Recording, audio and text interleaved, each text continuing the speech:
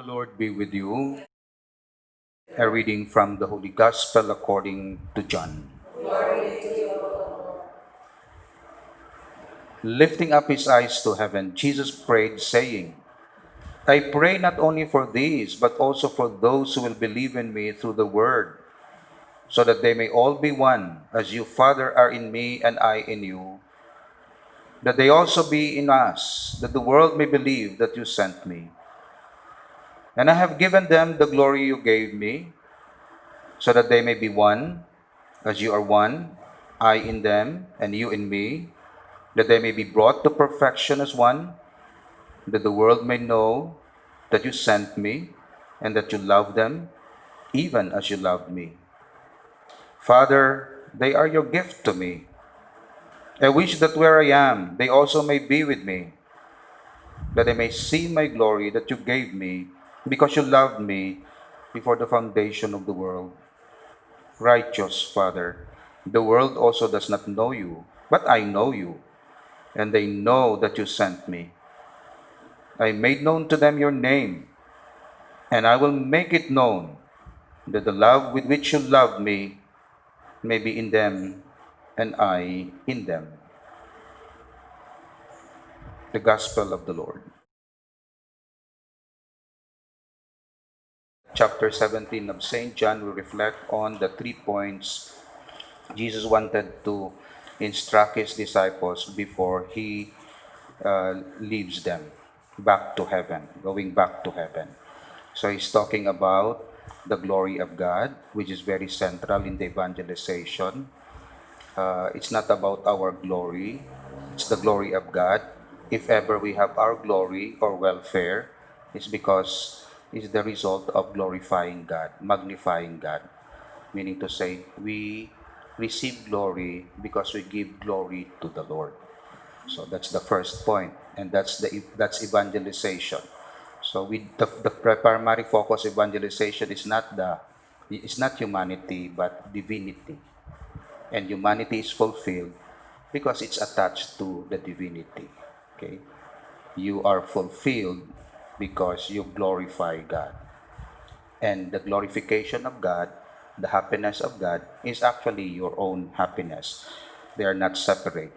God wants you to be happy, but you should also glorify God. So the more you glorify God, the more you are being fulfilled, the more you are being blessed.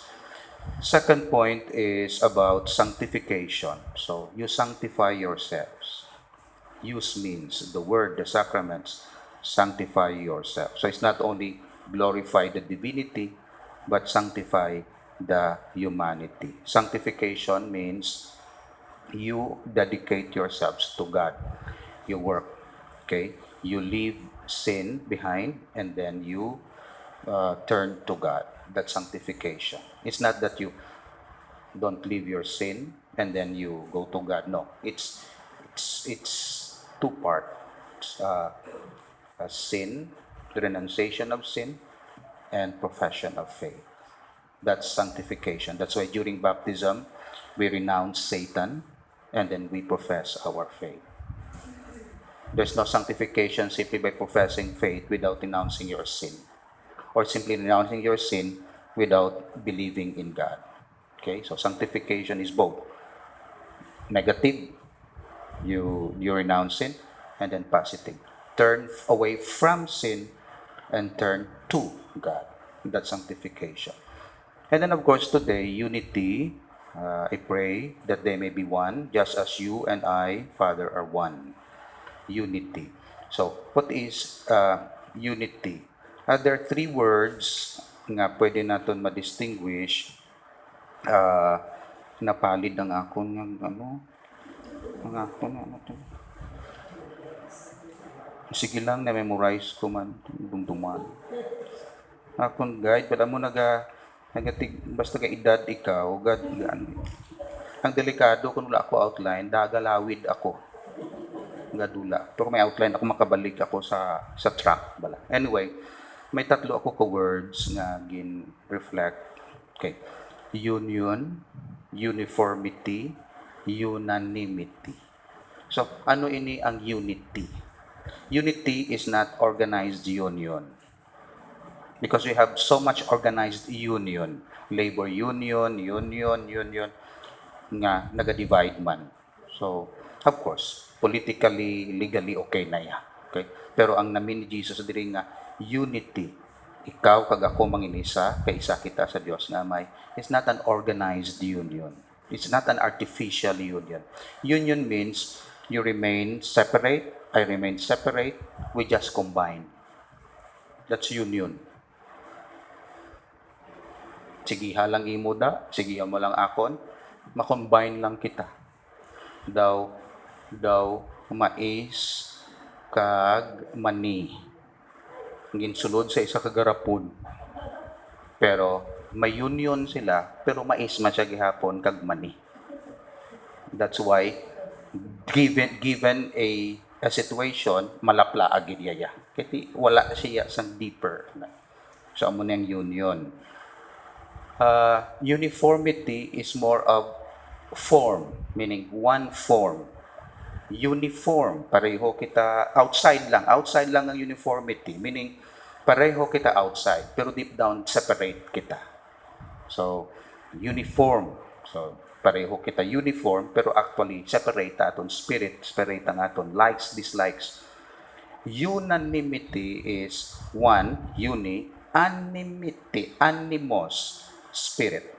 Deeper in niya. So, does not mean na uniform ka sa gwa, kundi one ka sa spirit, sa soul. One ka sa substance. Amo ning nahambal ni Jesus. So, it's not uniformity, which is only an outside conformity. It's not a forced union nga we remain separate but one in a container, but unanimity. Although we will not be able to express this in uniform rites or uniform songs, but one in spirit. Imagine na ninyo ang pamilya. Hara sila sa sulod, separate sila. Organized union.